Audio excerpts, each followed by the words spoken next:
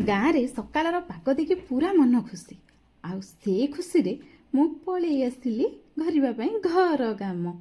ହେଲେ ଟିକେ ଟିକେ ଘର କାମ କରୁ କରୁ ଉଠି ପଡ଼ିଲା ମୋ ପୁଅ।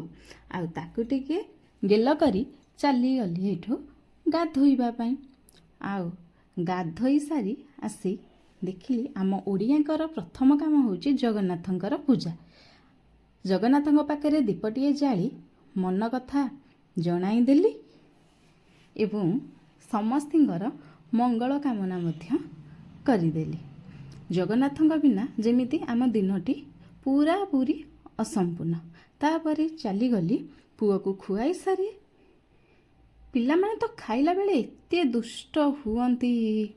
ତାପରେ ନିଜେ କିଛି ଖାଇବା ପାଇଁ ବସି ପଡ଼ିଲି ଏବଂ ମନ ଖୁସିରେ ପେଟ ପୂରାଇ ଖାଇବା ପାଇଁ ଇଚ୍ଛା କଲି। ତାପରେ ଶାଶୁ ମାଙ୍କୁ ମଧ୍ୟ କିଛି ଖାଇବା ପାଇଁ ଦେଇଦେଲି। ଏତିକିରେ ଆଜିର ବ୍ଲଗ୍ଟି ଶେଷ କରୁଛି। ରହିଲି। ଜୟ ଜଗନ୍ନାଥ। ନିହାତି ଭାବରେ ଲାଇକ୍ ଆଉ ସବସ୍କ୍ରାଇବ୍ କରିବେ।